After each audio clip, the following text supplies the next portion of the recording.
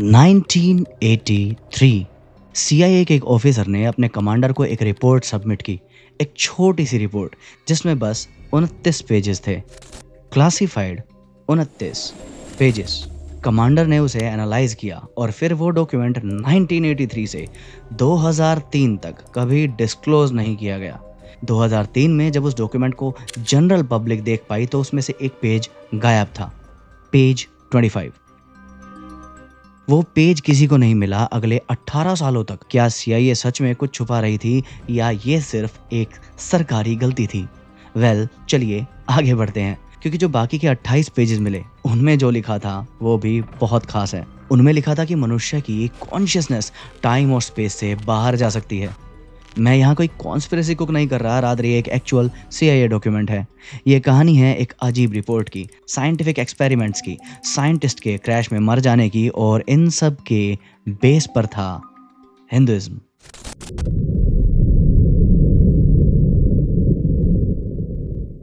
Act 1, the boot camp. Cold war चल रही थी। अमेरिका और सोवियत यूनियन दोनों एक दूसरे से डरते थे। मिसाइल्स से नहीं, वेपनरी से नहीं, बल्कि दिमागों से। सोवियट्स अपने सोल्जर्स को ट्रेन कर रहे थे। हर एरिया देखा जा रहा था जहां से थोड़ी सी भी एज गेन की जा सके, और उन एरियाज में से एक था साइकिक वॉरफेयर का एरिया, टेलीपैथी, रिमोट मूविंग और आउट ऑफ बॉडी एक्सपीरियंसेस का एरिया। सीआईए को जब ये पता चला तो उन्होंने सोचा अगर वो ऐसा कर सकते हैं तो हम क्यों नहीं। और तब शुरू हुआ प्रोजेक्ट स्टारगेट। और उस प्रोजेक्ट के अंदर एक एक्सपेरिमेंटल मेथड पर रिसर्च की गई, द गेटवे एक्सपीरियंस। इस रिपोर्ट को लिखने के लिए सीआईए ने किसी साइंटिस्ट को नहीं चुना, उन्होंने चुना एक आर्मी लेफ्टिनेंट कर्नल को, वेन मैकडोनल्ड। वेन ने रिपोर्ट लिखने के बाद अपने कमांडर को एक अलग नोट भेजा। उसने लिखा, सर, इस रिपोर्ट को समझने के लिए सिर्फ लॉजिक काफी नहीं होगा। एक army officer, intel background, Fort Meade, वो खुद कह रहा था कि लॉजिक काफी नहीं होगा। और कमांडर को कन्विंस करने के लिए रिपोर्ट में नील्स बोहर की कही एक बात थी, जो बोहर ने फेमसली अल्बर्ट आइंस्टाइन के डिटर्मिनिस्टिक व्यूज को चैलेंज करते हुए कही थी, no no no no, you are not thinking, you are just being logical.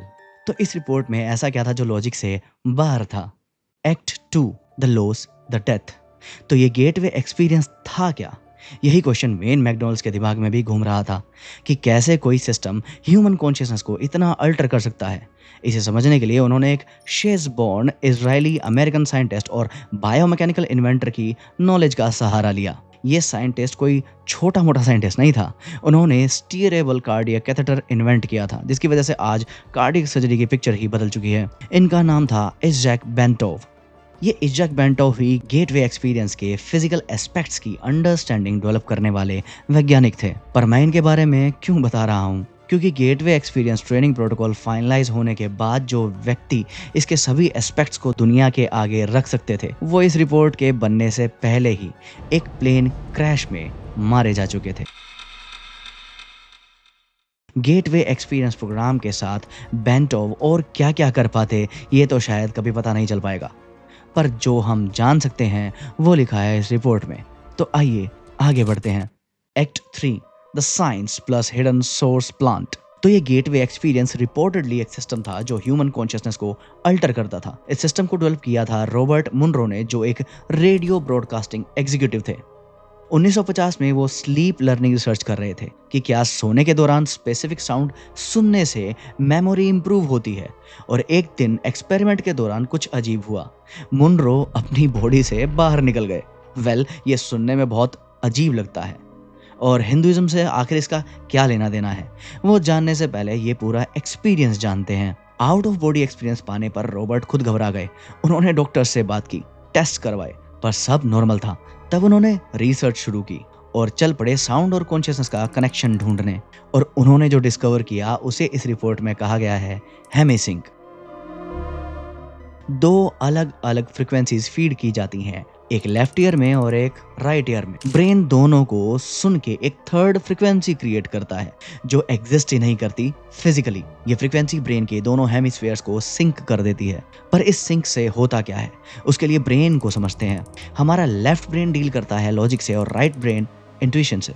जब दोनों सिंक होते हैं तब कॉन्शियसनेस एक अलग स्टेट में चली जाती है। हेमिसिंक के बारे में मैकडोनल्ड ने अपनी रिपोर्ट में कुछ और भी लिखा था, this is not a new idea.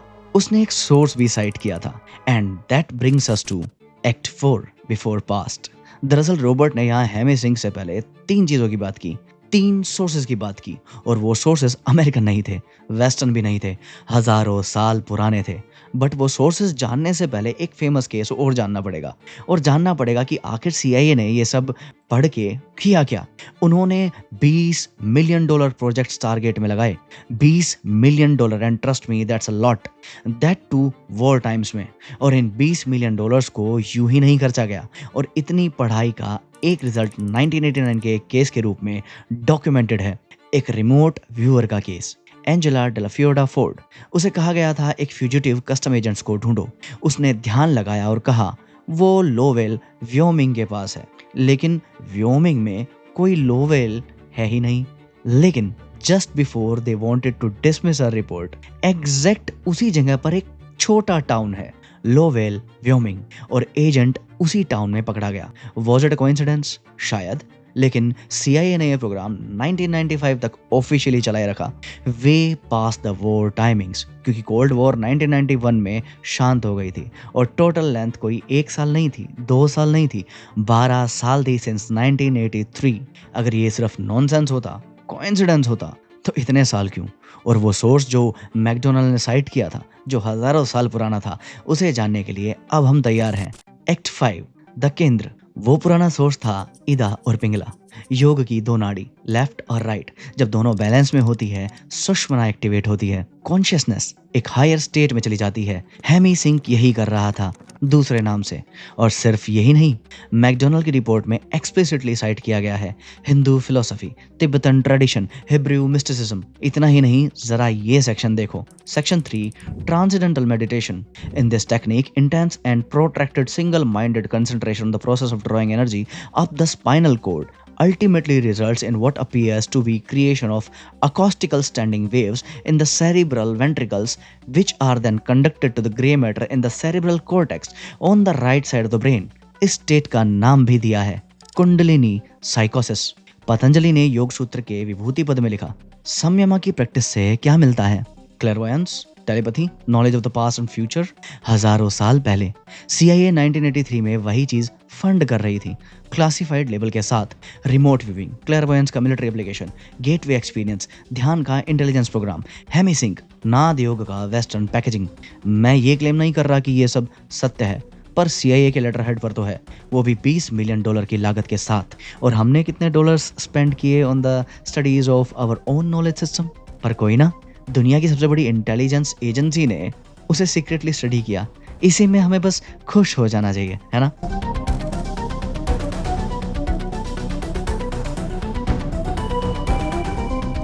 पर उससे पहले रिपोर्ट का ये हिस्सा देखो जो कुछ अलग वर्ल्ड व्यू देता है। Act 6, the grand world view. अब यहाँ से रिपोर्ट वियर टेरिटरी में एंटर करती है, क्योंकि अब मैकडोनल्ड सिर्फ मेडिटेशन टेक्निक्स एक्सप्लेन नहीं कर रहे थे, अब वो रियलिटी को एक्सप्लेन करने की कोशिश कर रहे थे। और उनका पहला क्लेम ही बहुत डिस्टर्बिंग था। उनके अकॉर्डिंग जो दुनिया हमें सॉलिड दिखती है, वो एक्चुअली सॉलिड है ही नहीं। आप जिस चेयर पर बैठे हो, आपका फ़ोन, आपकी बॉडी, ये सब हमें स्टेबल और फिजिकल लगता है, लेकिन रिपोर्ट के अकॉर्डिंग एटॉमिक लेवल पर मैटर मोस्टली एम्प्टी स्पेस है, और उस एम्प्टी स्पेस में constant movement, constant vibration, constant energy exchange होते रहते हैं। मैकडोनल्ड रिपीटेडली कुछ वर्ड्स यूज कर रहे थे, फ्रीक्वेंसी, ऑक्सीलेशन, एनर्जी पैटर्न्स। उनके according reality fundamentally matter based नहीं है, एनर्जी बेस्ड है। और यही वो पॉइंट है जहां गेटवे रिपोर्ट साइंस डॉक्यूमेंट से ज़्यादा फिलोसॉफिकल डॉक्यूमेंट लगने लगता है, क्योंकि अगर सब कुछ वाइब्रेशन है तो कॉन्शियसनेस भी सिर्फ फ्लैश एंड ब्लड प्रोसेस नहीं रह जाता। रिपोर्ट एक जगह यहाँ तक सजेस्ट करती है ह्यूमन कॉन्शियसनेस इटसेल्फ एक ऑक्सीलेटिंग एनर्जी फील्ड हो सकती है, और फिर वो एक शॉकिंग इम्प्लीकेशन देती है। अगर कॉन्शियसनेस एक एनर्जी पैटर्न है तो शायद वो फिजिकल बॉडी तक लिमिटेड ही नहीं होगी। इसीलिए गेटवे एक्सपीरियंस का पूरा फोकस फ्रीक्वेंसी पर था, हेमिसिंग पर था, स्पेसिफिक साउंड पैटर्न्स पर था, या कहूँ भ्रामरी प्राणायाम की साउंड पर था, क्योंकि मैकडोनल्ड के अकॉर्डिंग फ्रीक्वेंसी कॉन्शियसनेस को अल्टर कर सकती है, और अगर कॉन्शियसनेस की फ्रीक्वेंसी अल्टर हो जाए तो ह्यूमन परसेप्शन भी अल्टर हो सकता है। यही वजह है कि report repeatedly out of body state और हायर डायमेंशंस की बात कर रही थी। मैकडोनल्ड कहते हैं ह्यूमन माइंड टाइम स्पेस को एक्सपीरियंस करता है लेकिन कॉन्शियसनेस उससे परमानेंट बाउंडेड नहीं हो सकती। मतलब जो रियलिटी हम नॉर्मली परसीव करते हैं शायद वो रियलिटी का फुल वर्जन है ही नहीं। और फिर रिपोर्ट एक और बिजार कंसेप्ट इंट्रोड्यूस करती है, द एब्सोल्यूट, एक इनफाइनाइट एनर्जेटिक फील्ड जिसका ना बिगिनिंग है ना एंड। मैकडोनल्ड लिखते हैं consciousness eventually returns to this absolute. अब जरा रुक कर सोचिए, एक CIA डॉक्यूमेंट 1983 में ऑफिशियल लेटर हेड पर यह डिस्कस कर रहा था कि कॉन्शियसनेस टाइमलेस हो सकती है, नॉन लोकल हो सकती है और फिजिकल रियलिटी इटसेल्फ होलोग्राफिक हो सकती है। And now I have to explain holographic. Holographic मतलब हर स्मॉल फ्रेगमेंट में पूरे यूनिवर्स की इंफॉर्मेशन एग्जिस्ट करती है, जैसे पूरा यूनिवर्स एक जायंट इंटरकनेक्टेड प्रोजेक्शन हो। और यही जगह है जहां रिपोर्ट डिस्टर्बिंगली वेदांतिक लगने लगती है। अद्वैत वेदांत क्या कहता है कि अल्टीमेट रियलिटी एक ही है, सेपरेशन लार्जली इल्यूजन है। उपनिषद क्या कह रहे हैं कि कॉन्शियसनेस फंडामेंटल है, मैटर सेकेंडरी है। और हिंदू फिलोसफीज में वाइब्रेशन का कंसेप्ट वो तो हजारों साल पुराना है।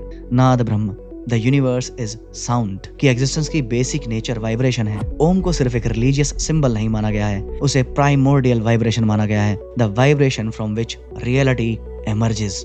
अब आयरनी देखिए, भारतीयों ने $20 मिलियन तो क्या इस डायरेक्शन में उसका एक अंश भी खर्च नहीं किया, लेकिन CIA की रिपोर्ट रियलिटी को फ्रीक्वेंसी, वाइब्रेशन और कॉन्शियसनेस बेस्ड फ्रेमवर्क में एक्सप्लेन करने की कोशिश कर रही थी। और शायद इसीलिए वेन मैकडोनल्ड ने बिगिनिंग में वार्निंग दी थी, सिर्फ लॉजिक काफी नहीं होगा, क्योंकि अगर कॉन्शियसनेस सच में फंडामेंटल हुई तो फिर मनुष्य सिर्फ एक बायोलॉजिकल मशीन नहीं रह जाएगा। फिर डेथ का मतलब बदल जाएगा, रियलिटी का मतलब बदल जाएगा और शायद ह्यूमन आइडेंटिटी का मतलब भी बदल जाएगा। और शायद इसीलिए ये रिपोर्ट ऑफिशियली डीक्लासिफाई होने के बाद भी लोग इसे सिर्फ रीड नहीं करते, लोग इससे ऑब्सेस होते हैं, क्योंकि कहीं ना कहीं ये डॉक्यूमेंट एक ऐसा सवाल पूछता है जिसका आंसर शायद हम ऑलरेडी फील करते हैं या फिर हमेशा से करते आए हैं। Final act, your brain should be free. शायद 20 साल बाद जो पेज 25 रिलीज किया गया वो असली पेज 25 हो ही ना। 2003 में डीक्लासिफाई हो चुके एक डॉक्यूमेंट का पेज 25 मिसिंग था। CIA ने 18 सालों तक इस पेज के बारे में कुछ नहीं किया। 2021 में बिना किसी प्रेस कॉन्फ्रेंस के, बिना किसी एक्सप्लेनेशन के वो पेज क्वाइटली अपलोड कर दिया गया। इस रिपोर्ट को पढ़ते टाइम मुझे इस रिपोर्ट के कंक्लूजन से ज्यादा एक और प्रश्न सता रहा था। क्या आपको लगता है कि भारतीय कभी अपने ज्ञान को टेस्ट करने के लिए वर्षों लगाएंगे? शायद नहीं, पर आप चिंता ना करें, क्योंकि सत्यमेव जयते। जय श्री हरि।